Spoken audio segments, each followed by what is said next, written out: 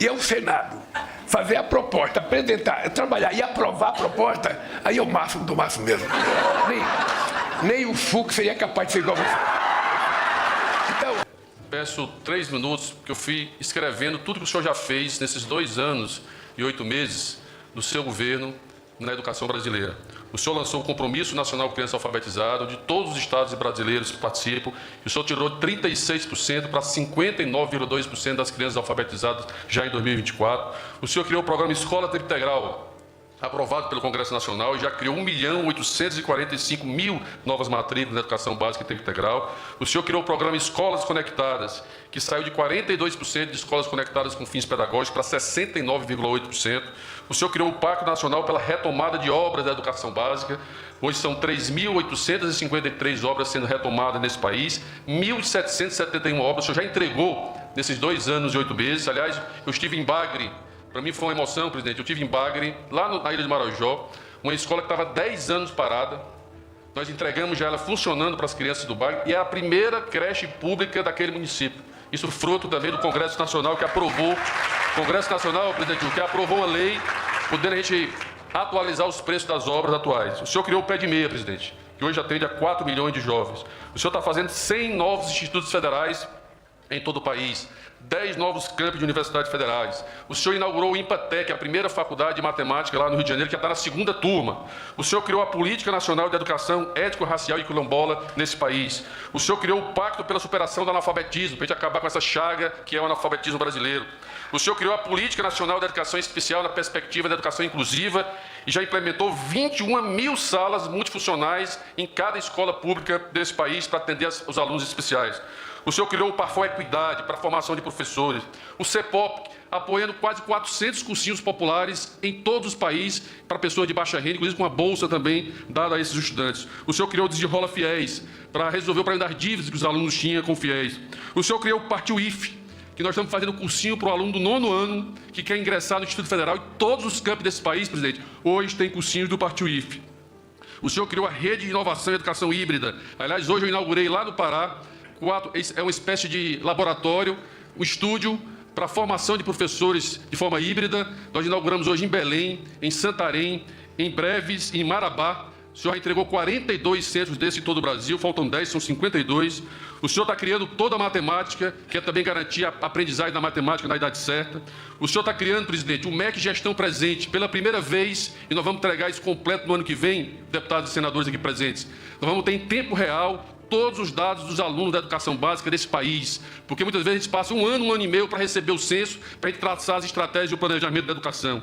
O senhor criou, presidente, o programa Escola das Adolescências, que é olhar para o Fundo 2, que é a transição do fundamental para o ensino médio. Lançou recentemente a Política da Educação Escolar Indígena, criou o Pé de Meia Licenciatura, que é uma bolsa para os alunos que tiraram 650 pontos acima no Enem e que escolheram a licenciatura, estão recebendo uma bolsa desde o primeiro dia até o último dia que entra na universidade, presidente. Já estamos com mais de 9.000 alunos recebendo o Pé de Meia Licenciatura. O senhor criou o novo Pronacampo, o Selo Nacional de Alfabetização para reconhecer o esforço dos entes federados. Recentemente lançou o Prêmio Nacional da Educação Brasileira. Lançou agora, criou a Prova Nacional Docente, que vai ser realizada agora em outubro. Pela primeira vez nós vamos ter uma espécie de Enem dos professores, que é uma prova nacional para padronizar a seleção de professores. O senhor criou o PDD Equidade, o FIES Social para garantir que as pessoas de baixa renda pudessem ter 100% do financiamento do seu curso financiado. O senhor criou o ITA do Ceará, presidente, já está na seleção da 2ª turma, e o senhor vai inaugurar a sede do campus do ITA no Ceará no próximo ano. O senhor fez um novo marco regulatório do ensino à distância. No novo PAC, presidente, você incluiu a educação no novo PAC, com creches, escolas, ônibus escolares. Pra vocês terem uma ideia, só em restaurante estudantil nós estamos construindo 270 restaurantes para estudantes só nos institutos federais desse país. O presidente vai lançar esse ano, presidente, o MEC Enem, é um simulado, uma ferramenta com inteligência artificial, onde os alunos vão poder estudar, simular uma prova do Enem, com correção automática da redação, em tempo real. É fantástica essa ferramenta que o presidente vai lançar em breve. Vai também lançar a Universidade do Esporte e a Universidade Indígena. Foi isso que eu tentei me lembrar, mas quanta coisa o senhor já fez nesses 2 anos e 8 meses como presidente. E lançou o programa Mais Professores, que é reconhecer a importância desse profissional no nosso país, presidente. O Mais Professores tem a prova nacional, tem o Pé de Meia Licenciatura. O senhor vai entregar 100.000 novos computadores para professores esse ano, desse 2º semestre, fazendo parte do programa Mais Professores. Mas hoje nós estamos aqui para sancionar uma lei, eu vou terminar com isso, para sancionar uma lei que vai permitir reconhecer e valorizar esse profissional desse país. Eu quero aqui agradecer ao presidente Hugo Mota, agradecer ao presidente do Senado, Alcolumbre, pelo esforço na aprovação e todos os parlamentares no esforço na aprovação dessa lei. Eu conversava com o presidente, disse: presidente, eu tenho percorrido o Brasil inteiro, já fui em todos os estados e nos lugares mais do interior do país. E muitas vezes o professor chegava para mim: ministro, às vezes quando eu vou para o cinema e que tenho que provar para garantir a minha entrada, tenho que provar que sou professor, eu tenho que levar meu contra-cheque, meu impresso na mão, ou olerite, como algumas pessoas conhecem. Portanto, a Carteira Nacional Docente Brasileira vai ser uma forma de reconhecer por que o advogado pode ter a carteira, por que o médico pode ter a carteira, por que o engenheiro pode ter a carteira e o professor não pode ter uma carteira bonita para reconhecer o papel desse profissional. Portanto, a partir de hoje, com essa sanção, nós vamos garantir que todo professor que tenha vínculo a alguma instituição, seja ele do ensino fundamental, do ensino médio, da universidade, do Instituto Federal, ele vai ter a garantia dessa carteira de identidade nacional docente por lei a partir da sanção hoje do presidente. É uma forma de reconhecer, porque todas nós passamos pelo professor, todas as profissões passam pelo professor, e é importante reconhecer o papel desse professor. E, presidente, tem uma novidade. Nós estamos fazendo parcerias, fizemos uma parceria com a Associação Brasileira da Indústria Hoteleira, e o professor com essa carteira vai ter um desconto de 15% na diária de hotéis, nos hotéis associados à Associação Brasileira da Indústria Hoteleira. Fizemos uma parceria com a Caixa Econômica Federal e com o Banco do Brasil, que também o professor vai ter anuidade gratuita na emissão do cartão de crédito da Caixa ou do Banco do Brasil. E lançamos um edital recentemente para criar a empresa que valoriza o professor nesse país. Empresas que forem dar benefícios para professores nesse país terão a certificação do Ministério como empresa parceira do professor desse país. A ideia é criar um grande movimento nesse país, de reconhecer a importância desse profissional para uma nação, para um país do nosso tamanho. Portanto, parabéns, presidente Lula. Estou muito feliz com essa sanção. Fiz questão, presidente, de estar aqui nesta tarde, porque fui testemunha da luta do ministro Camilo para que esse projeto pudesse ser aprovado, tanto no Senado Federal como na Câmara dos Deputados. O ministro Camilo, que se preocupou desde o primeiro momento em poder garantir essa carteira nacional de docente no Brasil como uma maneira de reconhecimento aos nossos professores e professoras. Nós sabemos o quanto essa carteira vai trazer dignidade para uma profissão que é tão importante nas nossas vidas, que é tão importante para garantirmos cada vez mais uma educação de qualidade. Esse novo documento ele vai além de um simples cartão. Ele é símbolo de reconhecimento e permitirá aos professores comprovar com fé pública sua condição profissional em qualquer lugar do território nacional. Isso significa acesso facilitado a descontos em eventos culturais, vantagens no transporte, acesso a tarifas diferenciadas em serviços essenciais, além de outros direitos que hoje são muitas vezes inacessíveis por barreiras burocráticas ou falta de identificação uniforme. A Carteira Nacional de Docente é, portanto, um instrumento de valorização dos professores brasileiros, não apenas por meio de benefícios concretos, mas também por reconhecer sua dignidade, sua identidade e sua contribuição inestimável para a formação das nossas crianças e jovens.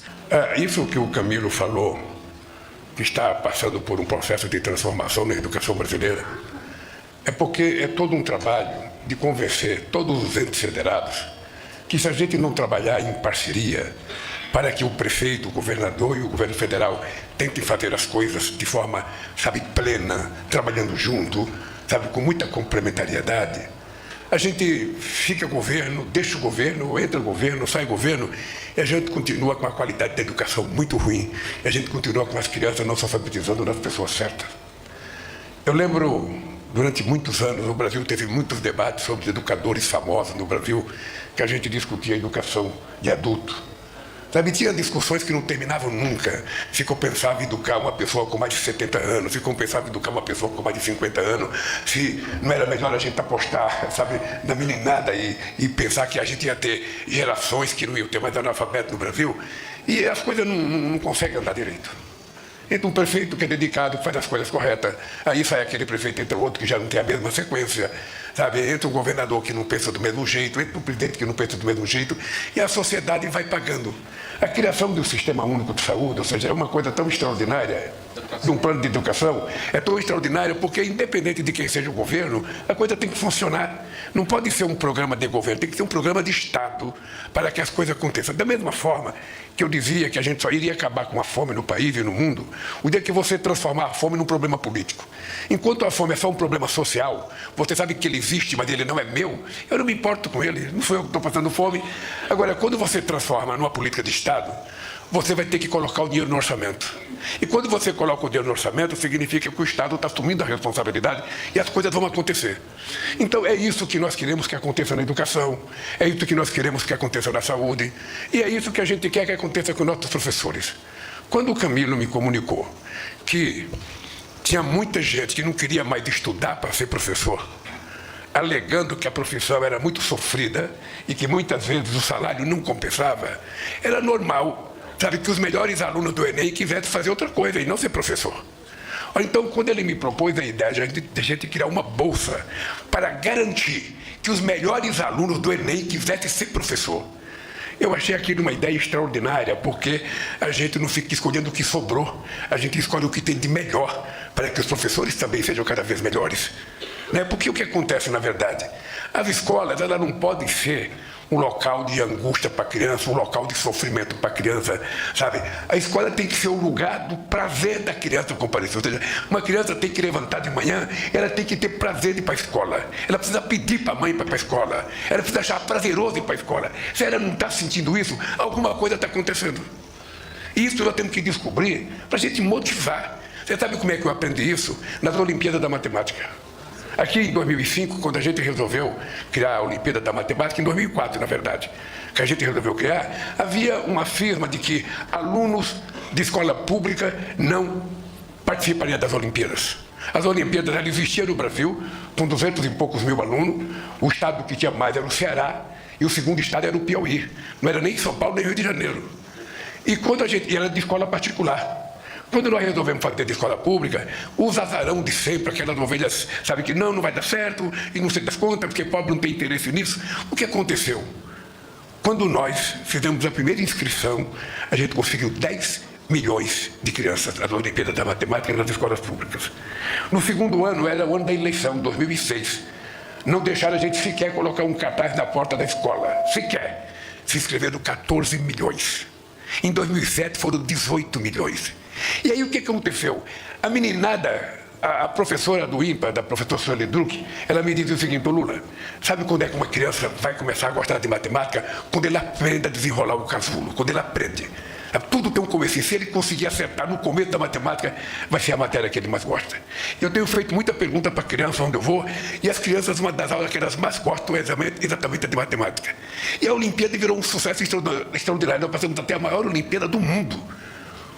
Era a Rússia, mas nós passamos a Rússia, isso é a maior Olimpíada do mundo. E é uma coisa extraordinária, você motivar a criança a gostar da matéria. Se a gente motiva a criança a gostar da matéria, ele vai achar que português é fato, que ciência é fato, que tudo é fato. Por isso é que eu tenho uma preocupação de fazer com que a criança seja alfabetizada no momento certo. Porque se uma criança passa o dia inteiro na escola e ao terminar ele não aprendeu nada, ele não entendeu o que falar e ninguém perguntou para ele, se ele entendeu, ele vai para casa. Sabe, sem saber as coisas. Se ele tiver uma mãe de classe média, uma mãe com uma certa formação, a mãe vai chegar em casa e vai orientar ele. E quem não tem?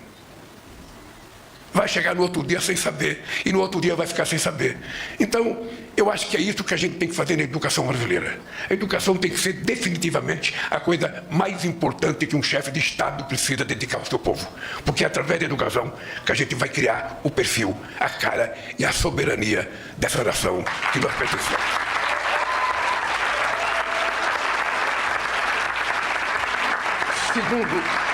Segundo, eu queria contar para vocês a história dessa carteirinha. Tá? Vocês estão vendo o Camilo e a Esther ali, sabe, dando risada, parecem dois amigos, mas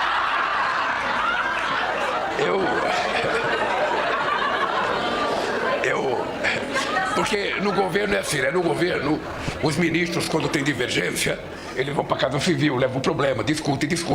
E às vezes demora para chegar na mão do presidente, porque ele sempre fala: nós não queremos levar problema para o presidente, nós queremos trazer para o presidente a solução. E muitas vezes não tem solução se não chegar no presidente. E o caso da carteirinha chegou na presidência. Então lá, a Esther é responsável pela nossa nova carteira, sabe? A carteira de identidade nacional. Você veja que absurdo. Aguinaldo, veja que absurdo. Hugo, veja que absurdo. Em dezembro de 2010, nós começamos a fazer a nova carteira de identidade nacional. Eu tenho a carteira 01. A carteira 01. Mas eu deixei a presidência dia 31 de dezembro. Quando eu voltei 15 anos depois, estava parado das carteiras, não foi feito nada depois que eu saí da presidência. Porque acharam que não tinha dinheiro, e aí, como não era prioridade, não foi feita.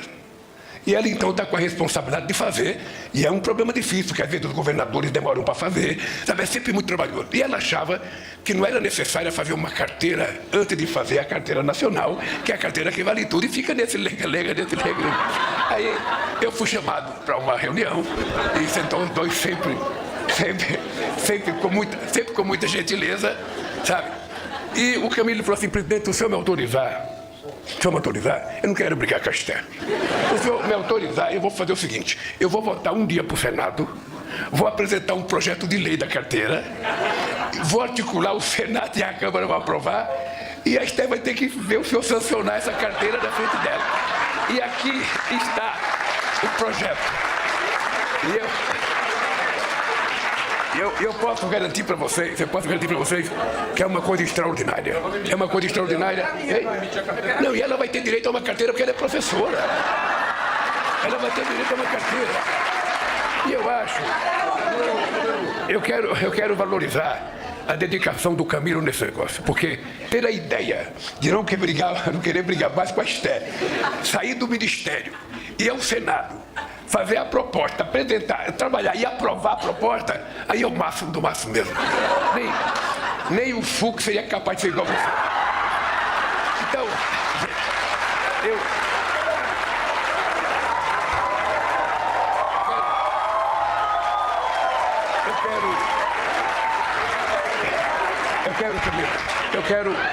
eu quero terminar dizendo o seguinte: olha, eu tive o prazer de ter o melhor ministro da Educação, que era o companheiro Fernando Haddad. E quando eu convidei o Camilo para ser ministro da Educação, eu convidei o Camilo porque eu conhecia as proezas da educação no Ceará, um estado pobre que tinha a melhor performance, sabe, na educação brasileira. Então alguma coisa tinha que acontecer lá, alguma coisa estava acontecendo. E obviamente que era resultado de política feita pelo governador. E uma coisa interessante, gente, é que 40% das pessoas aprovadas para entrar no ITA, que é o Instituto Tecnológico da Aeronáutica lá em São José dos Campos, era do Ceará. 40%. Foi por isso que nós levamos o ITA para lá. Foi um prêmio à inteligência aos educadores do Ceará que conseguiram fazer com que essas coisas acontecessem no estado do Ceará. Numa demonstração que pode acontecer em todos os estados. E muitas vezes, eu acho que vocês acompanham, quando se fala de informação de educação, todo mundo pensa que era São Paulo que era para ser o melhor, e não é São Paulo. Muitas vezes não é o Rio de Janeiro, muitas vezes não é o Rio Grande do Sul, não são os estados mais ricos, às vezes são os estados mais pobres, numa demonstração de que a dedicação do responsável é resultado do sucesso, gente. É resultado do sucesso, é isso que a gente quer fazer no governo federal. É mais difícil, porque no estado ele manda e a coisa acontece. Sabe, ele tem mais domínio sobre a relação com os prefeitos, é tudo mais próximo. Aqui, você tem que convencer o Jorginho de Santa Catarina a fazer o que nós queremos para a educação. Sabe? Então é mais difícil aqui, você tem que acontecer, você tem que tentar, sabe, convencer. Mas eu acho que ele está conseguindo. E eu posso dizer para vocês, o Haddad já sabe que se a gente concluir tudo que a gente está concluindo, o Haddad não vai perder a performance dele, porque o ProUni, o FIES, o REUNI foram uma marca extraordinária. Mas agora, dá sequência a isso, ele falou 100 institutos novos. O que ele não sabe é que eu já prometi mais 3. Então, o que é uma coisa fantástica é o seguinte, gente, a gente viajava no Brasil e você chegava na cidade, o prefeito ficava pedindo um dinheiro para alguma coisa. Hoje não, hoje as pessoas pedem Instituto Federal. Então, meu amigo Pezão, prefeito de Ipiraí, falou para mim: pô, presidente, eu tenho um prédio, está pronto o prédio, eu dou o prédio, me traga o instituto para cá. Eu falei para o Camilo: vamos levar. Quem vai fazer 100 vai ser 101, quem vai ter 1 vai ter 2, quem vai ter 2 vai ter 3. E assim a gente vai dar esse país, nesse mandato, aquilo que poderia ser dado há 50 anos atrás e não foi dado, porque senão a gente não teria um país com 60% das pessoas mal e porcamente formadas no ensino fundamental. E para terminar, dei para vocês, eu quero minha carteira. Eu sou professor de muitas coisas. Inclusive, eu fui diretor, nunca coloquei no meu currículo isso, mas eu fui diretor do Centro Educacional Tiradentes, que era um curso de madureza no sindicato com 1.900 alunos. Esse Lulinha Paz e Amor aqui era o diretor daquela escola. Parei de ser diretor, porque eu também estudava, e eu descobri que eu tinha sido eleito no sindicato para atender os trabalhadores, não para estudar na escola do sindicato.